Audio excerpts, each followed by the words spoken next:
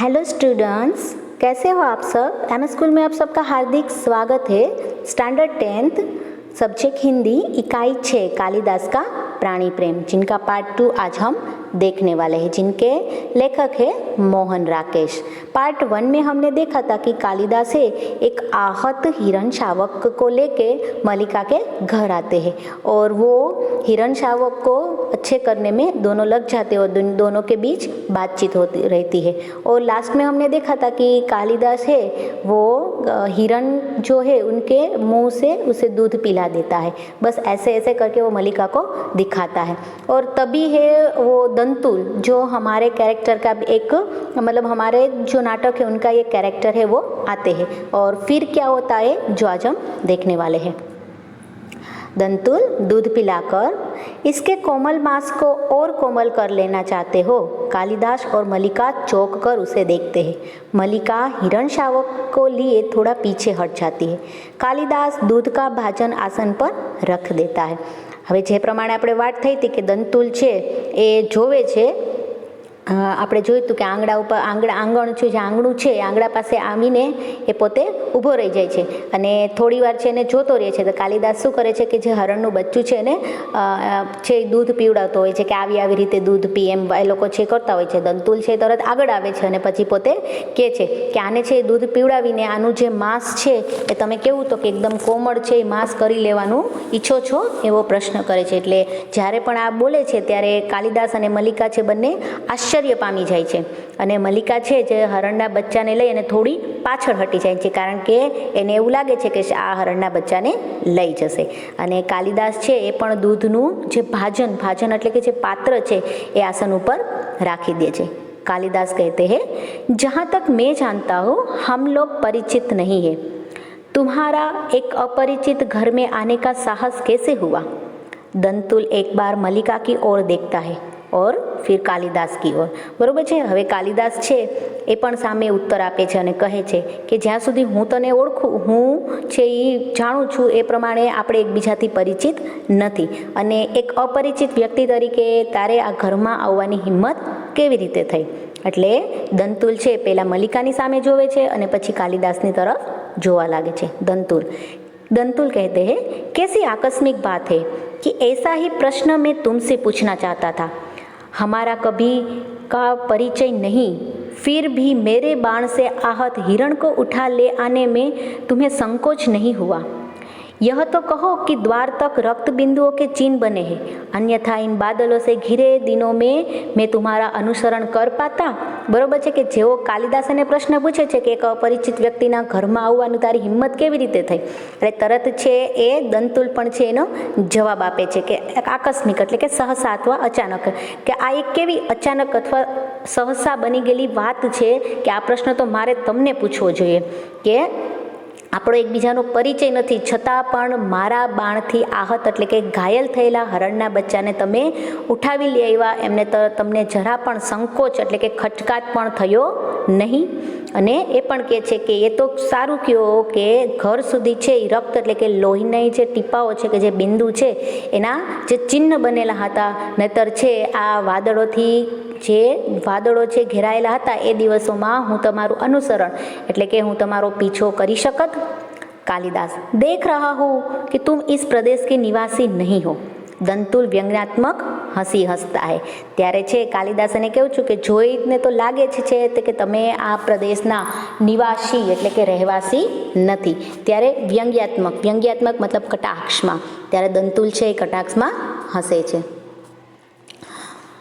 दंतुल कहते हैं, मैं तुम्हारी दृष्टि की प्रशंसा करता हूँ. मेरी वेशभूषा ही इस बात का परिचय देती है कि मैं यहाँ का निवासी नहीं हूँ. कालिदास कहते हैं, मैं तुम्हारी वेशभूषा को देखकर नहीं कह रहा. दंतुल, तो क्या मेरे ललाट की रेखाओं को देखकर जान पड़ता है कि चोरी के अतिरिक्त सामुद्रिक का भी अभ्यास करते हो.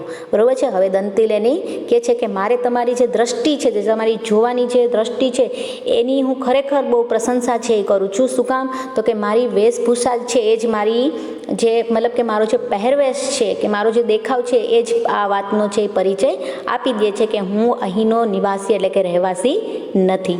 એટલે કાલિદાસ એને પાછો ઉત્તર આપે છે કે ના, હું તારી વેશભૂષા જોઈને નથી કહી રહ્યો. એટલે દંતુલ પાછો એને પૂછે છે, તો શું તમે મારા જે લલાટ એટલે કે કપાળની રેખાઓ જોઈને કીધું છે?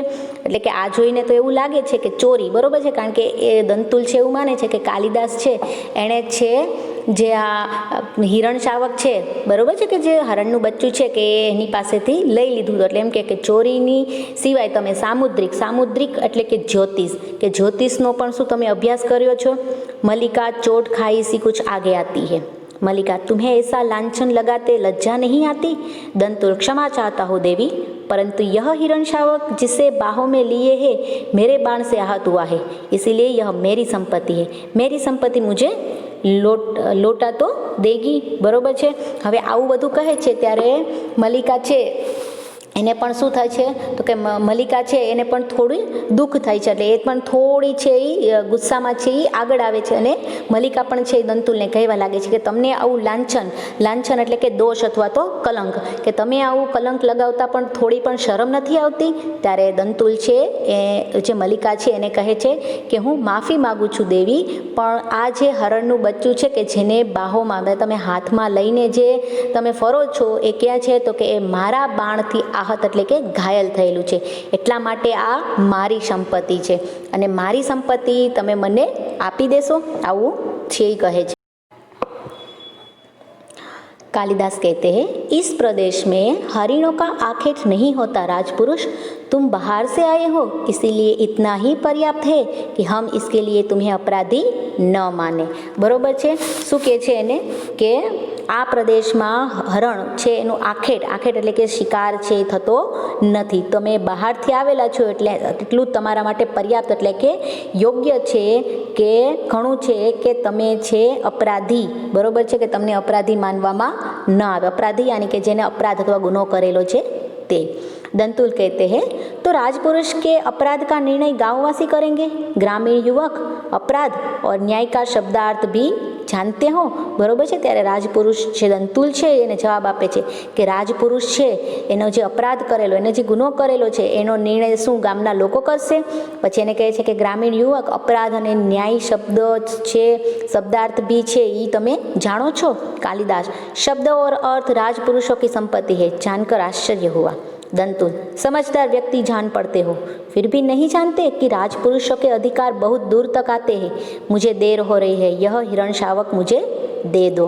બરોબર છે. ત્યારે કાલિદાસ છે એનો જવાબ ઉત્તર આપે છે કે શબ્દ અને અર્થ છે એ રાજપુરુષો કે રાજના જે લોકો છે એની સંપત્તિ છે એ જાણીને ખૂબ જ આશ્ચર્ય થયું. ત્યારે દંતુલ એને કહે છે કે જોઈને તો સમજદાર જ છે એ લાગો છો, પણ છતાં પણ એને પોતે કહે છે ફિર ભી નહીં જાણતે, પછી પણ તમે નથી જાણતા કે રાજપુરુષોનો જે અધિકાર છે, બરોબર, એ ઘણા દૂર સુધી છે એ રહેલો હોય છે. અને પોતે એવું કહે છે કે મને છે એ દેર હો રહી હે, મને છે એ સમય છે એ મારો જતો રહે છે, મને हिरण शावक છે જે હરણનું બચ્ચું છે એ આપી દો. कालिदास, यह हिरण शावक इस पावर्त्य भूमि की संपत्ति है राजपुरुष, और इस पावर्त्य भूमि के निवासी हम इसके सजातीय है. तुम यह सोचकर भूल कर रहे हो कि हम इसे तुम्हारे हाथ में सौंप देंगे. मल्लिका इसे अंदर ले जाकर तल्प पर या किसी आस्तरण पर.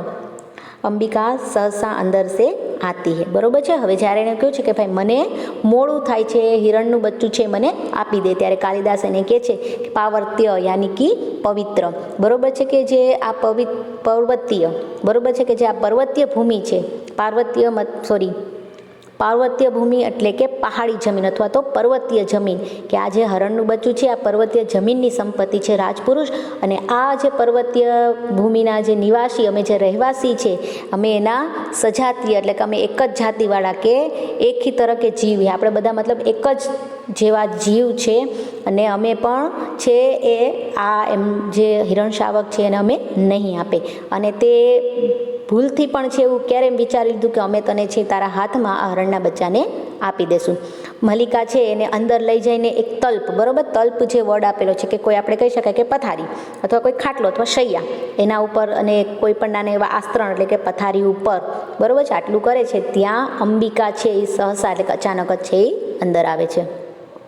અંબિકા, इस घर के तल्प और आस्तरण हिरण शावक के लिए नहीं है। मल्लिका, तुम देख रही हो ना माँ?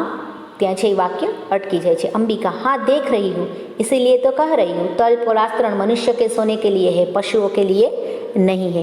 બરાબર છે। હવે ત્યાં અંબિકા છે કે જે કોણ છે તો કે મલ્લિકાની માતા છે, એ ઘરમાં આવે છે। મતલબ કે તેને જે આપણે હિરણનું બચ્ચું હતું કે જેને જે એક શૈયા ઉપર કે ના જો આસ્તરણ એટલે કે પથારી ઉપર જ્યારે સુવડાવે છે ત્યારે અંબિકાનો છે પ્રવેશ થાય છે અને તરત જ કહે છે કે આ ઘરના જે આસ્તરણ એટલે કે જે પથારી અથવા તો જે શૈયા છે એ હરણના બચ્ચા માટે નથી। એટલે મલ્લિકા કહે છે કે તું જોઈ રહી છે ને માં? તે પોતે અટકી જાય છે। તો એના જે અંબિકા છે એ પાછું બોલે છે કે હા જોઈ રહી છું, એટલે તો કહું છું કે જે આવું પથારી અને જે આસ્તરણ છે મનુષ્યના સૂવા માટે હોય છે, પશુઓ માટે નહીં। कालिदास कहते हैं, इसे मुझे दे दो मल्लिका, दूध का भाजन नीचे रख देता है और बढ़कर हिरण शावक को अपनी बाहों में ले लेता है। इसके लिए मेरी बाहों का आस्तरण ही पर्याप्त होगा, मैं इसे घर ले जाऊंगा, द्वार की ओर चल देता है। बराबर है। જ્યારે મલ્લિકાના માતા છે આવું કહે છે કે જે આસ્તરણ છે એ તો મનુષ્ય માટે હોય છે, ત્યારે છે કાલિદાસ છે એમને કહે છે કે આને તું મને આપી દે અને જે દૂધનું પાત્ર હતું એ નીચે રાખી દે છે અને હિરણ શાવક જે છે હરણનું બચ્ચું એને પોતાની ગોદમાં લઈ લે છે અને પોતે કહે છે કે આના માટે તો મારી ગોદ છે એ જેનું આસ્તરણ એનું પાથરણ છે એ જ ઘણું બધું છે અને આને હું મારા ઘરે લઈ જઈશ અને પોતે છે દ્વાર તરફ ચાલવા લાગે છે। દંતુલ, और राजपुरुष दंतुल तुम्हें ले जाते देखता रहेगा। ત્યારે દંતુલ એને કહે છે કે તું આવી રીતે છે એ હરણનું બચ્ચું છે તારા ઘરે લઈ જઈશ અને હું છે એ જોતો રહીશ। कालिदास, यह राजपुरुष की रुचि पर निर्भर करता है, बिना उसकी ओर देखे ड्योढ़ी में चला जाता है। बरोबर છે। दंतुल कहते हैं राजपुरुष की रुचि और रुचि क्या होती है, संभवतः इसका परिचय तुम्हें देना आवश्यक हो गया। कालिदास बाहर चला जाते हैं, केवल उसका शब्द ही सुनाई देता है, संभवतः। ठीक है। अब क्या होता है आगे કે કાલિદાસ છે દંતુલ છે જ્યારે એને એવું કીધું કે રાજપુરુષ દંતુલ છે હું તને અહીંથી શું આમને જે હરણના બચ્ચાને છે લઈ જવા દેશે નહીં, જોતો રહેશે? ત્યારે કાલિદાસે કે એ તો જે રાજપુરુષ છે એની રુચિ બરોબર છે કે એ એની ઉપર એના રસ ઉપર છે એ નિર્ભર એટલે કે આધાર રાખે છે। પછી बिना उसकी ओर देखे ड्योढ़ी में चला जाता है કે કાલિદાસ છે એના તરફ જોયા વગર એ પોતે આંગણામાં જતા રહે છે। ત્યારે દંતુલ એમ કહે છે કે રાજપુરુષોનું જે રસ છે એ શું છે? સંભવતઃ બરોબર છે કે ખરેખર આનો પરિચય દેવો છે એ જરૂરી થઈ ગયો છે, પણ કાલિદાસ છે બહાર જતો રહે છે, માત્ર ખાલી શબ્દ છે એ સંભળાય છે। ત્યારે કાલિદાસ કે સંભવતઃ, દંતુલ પછી પ્રશ્નાર્થ કરે છે કે સંભવતઃ तलवार की मूठ पर हाथ रखे उसके पीछे जाना चाहता है। मल्लिका शीघ्रता से द्वार के सामने खड़ी हो जाती है। बरोबर છે કે દંતુલ છે એવું કહે છે કે સંભવતઃ એવો પ્રશ્ન કરે છે ત્યારે તલવારની જે મૂઠ એટલે કે આપણા તલવારનો જે આપણે પકડી છે જે ભાગ હોય છે જે બહારનો ભાગ હોય છે કે જેના દ્વારા આપણે પકડીએ છીએ એને કહેવાય છે મૂઠ। બરોબર છે। એના હાથ ઉપર રાખીને એની પાછળ જવા માગે છે, પણ એ જ સમય દરમિયાન મલ્લિકા છે શીઘ્રતા છે મતલબ કે ઝડપથી છે એમના સામે છે એ ઊભી રહી જાય છે। मल्लिका, ठहरो राजपुरुष, हिरण शावक के लिए हठ मत करो, तुम्हारे लिए प्रश्न अधिकार का है, उनके लिए संवेदना का। कालिदास निशस्त्र होते हुए भी तुम्हारे शस्त्र की चिंता नहीं करेंगे। दंतुल, कालिदास तुम्हारा अर्थ है कि मैं जिनसे हिरण शावक के लिए तर्क कर रहा था वे कवि कालिदास है? बरोबर છે। મલ્લિકા છે એને રોકે છે અને કહે છે કે રાજપુરુષ ઊભા રહો, હરણના બચ્ચા માટે છે તમે આવી રીતે હઠ ન કરો, કારણ કે તમારા માટે છે એ પ્રશ્ન કેવો છે તો કે અધિકારનો છે, જ્યારે એના માટે તો સંવેદના એટલે કે લાગણીઓનો છે, સહાનુભૂતિનો છે। એટલા માટે કાલિદાસ છે નિશસ્ત્ર કે જેની પાસે કોઈ પણ હથિયાર નથી છતાં પણ તમારા શસ્ત્રની પણ એ ચિંતા નહીં કરે। ત્યારે દંતુલ એમ પૂછે કે કાલિદાસ મતલબ કે તમારો અર્થ એવો છે કે જે હરણના બચ્ચાને છે અને લઈને જેની સાથે હું તર્ક એટલે કે જે વાદ વિવાદ કરતો હતો એ કવિ કાલિદાસ? મલ્લિકા કહે છે હા હા, પરંતુ तुम यह कैसे जानते हो कि कवि कालिदास है? बरोबर છે। ત્યારે મલ્લિકાને કહે છે કે હા તો એ જ છે, પરંતુ તમે એ કેવી રીતે જાણો છો કે કવિ કાલિદાસ છે? દંતુલ, कैसे जानता हूँ? उज्जैनी की राज्यसभा का प्रत्येक व्यक्ति ऋतुसंहार के लेखक कवि कालिदास को जानता है। मल्लिका कहती है उज्जैनी की राज्यसभा का प्रत्येक व्यक्ति उन्हें जानता है। दंतुल, सम्राट ने स्वयं ऋतुसंहार पढ़ा और उसकी प्रशंसा की है, इसीलिए आज उज्जैनी का राज्य ऋतुसंहार के लेखक का सम्मान करना और उन्हें राजकवि का सम्मान देना चाहता है। आचार्य वररुचि इस उद्देश्य से उज्जैनी से यहाँ आए हुए हैं। बरोबर है। हवे बंने वच्चे जे वार्तालाप थाय छे त्यारे मल्लिका छे ई पूछे छे के हाँ पण यह कैसे जानते हो कि कवि कालिदास है। बरोबर है। कवि कालिदास ने तमे केवी रीते ओळखो छो। त्यारे दंतुल छे जवाब छे कि केवी रीते न ओळखीए कि जे उज्जैनीनी राज्यसभा छे एना प्रत्येक व्यक्ति एणे लखेलुं जे ऋतुसंहार छे एना लेखक एना कवि कालिदासने छे एना लेखक तरीके ओळखे छे। त्यारे एम कहे छे कि शुं एना दरेक व्यक्ति छे, मल्लिका एवुं कहे छे कि शुं एना दरेक व्यक्ति एने छे ओळखे छे। त्यारे जे दंतुल छे जवाब छे कि सम्राट खुदे छे या ऋतुसंहार वांच्युं छे अने एनी प्रशंसा करेली छे अने आजे पण उज्जैनी जे राज्य छे ए ऋतुसंहारना लेखक छे एमनुं सम्मान करवा अने एने राज्यकविनुं सम्मान आपवा ईच्छे छे अने आचार्य वररुचि जे छे ए पण ए ज उद्देश्यथी छे ए અહીં છે એ આવેલા છે। મલ્લિકા સુનकर स्तंभित सी हो रहती है। मल्लिका उज्जैनी की राज्य उन्हें सम्मान देना चाहता है।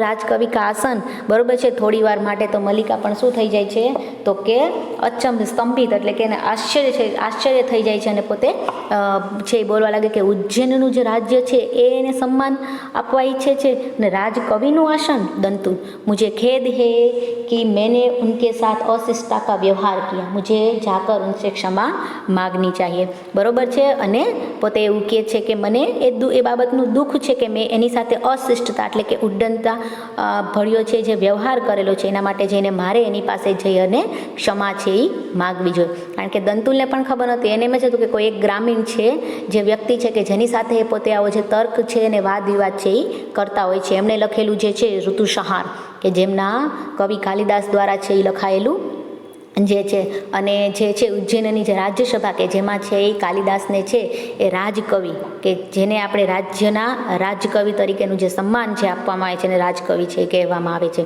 तो आजनुं जे आपणुं आखुं जे हतुं कालिदास का प्राणी प्रेम एमां आपणे ए ज जोयुं के कोई पण व्यक्ति छे आपणे एने मारवानो अधिकार नथी। बरोबर छे। ए पण आपणी जेम एक जीव ज छे एटले आपणे कुदरतना जे बनावेला छीए तो आपणे बधा जीव एक समान ज छीए। तो आपणे कोई पण जीवने छे मारवा जोईए नहीं अने आपणे एना प्रत्ये जे संवेदना छे एना प्रत्ये जे प्रेम छे ए आपणे व्यक्त करवो जोईए कारण के ए पण आपणुं जे कुदरत छे एनो जे हिस्सो छे। Thank you.